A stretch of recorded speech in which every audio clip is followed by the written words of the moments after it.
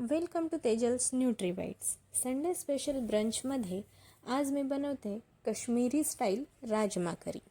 Kashmiri style rajma curry बनवण्यासाठी मी इथे 1 वाटी काश्मीरी राजमा ओव्हरनाईट सोक करून घेतला आहे.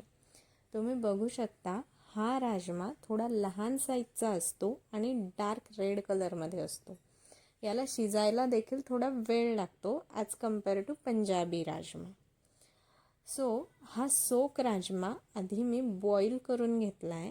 कुकरमध्ये राजमा आणि गरजेप्रमाणे पाणी घालून 2 ते 3 शिट्टी करून घ्यायची आहे. राजमा 60 to 70% कुकरमध्ये कुक करायचा आहे आणि बाकी ग्रेव्हीबरोबर कुक करायचा आहे.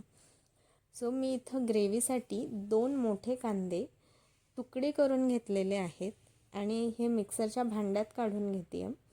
तसंच यात 7 ते 8 लसूण पाकळ्या आणि थोडं अद्रक घालून हे मिक्सरला ग्राइंड करून घेणार आहे.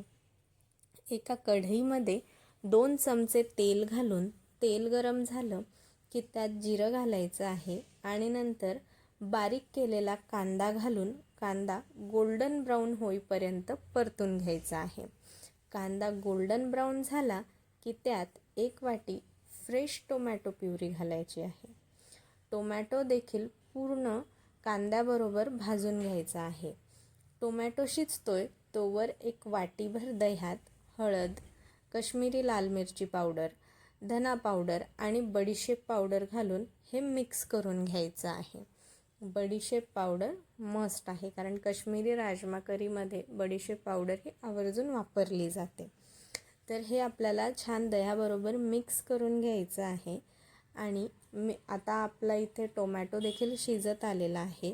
यात मी हे दह्याचं मिक्सचर ॲड करते आहे आणि हे कंटिन्युअसली सर्क्युलर मोशनमध्ये 2 मिनिट आपल्याला चाळत राहायचं आहे की जेणेकरून दही स्प्लिट होऊन त्याचे दाणे तयार होऊ नयेत. म्हणून राजमा हा चवीला थोडा कडवट असतो, त्यामुळे त्याचा तो कडवटपणा बॅलन्स करण्यासाठी राजमा करीमध्ये दही आणि टोमॅटो हे हिरो इन्ग्रेडियंट आहेत.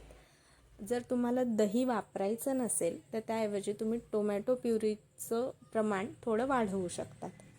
तर हे आपल्याला प्रॉपर मिक्स करून 2 मिनिट आणि त्यानंतर ही ग्रेव्ही अशीच 5 ते 7 मिनिट कुक होऊ द्यायची आहे.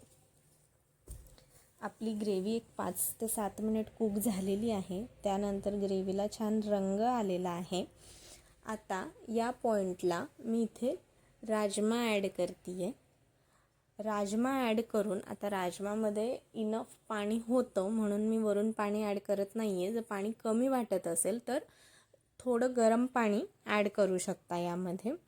तर हा राजमा ॲड करून मिक्स करून त्यानंतर मी यात चवीप्रमाणे मीठ घालणार आहे आणि मीठ घालून हे आपल्याला असंच 10 ते 15 मिनिटं शिजू द्यायचं आहे. यात राजमा आपला आपण आधी 70% कुक केला होता, तर आता आपल्याला 30% ग्रेव्हीमध्ये हा कुक करून घ्यायचा आहे.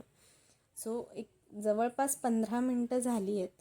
आपली घट्टसर अशी ही काश्मीरी राजमा करी बनून तयार आहे. गार्निश करूया वरतून कोथिंबीर घालून आणि सर्व करूया. संडे स्पेशल आपली राजमा करी राईस किंवा चपातीसोबत एन्जॉय करा. Healthy bites, happy life. Recipe आवडल्यास लाईक, शेअर आणि सबस्क्राईब.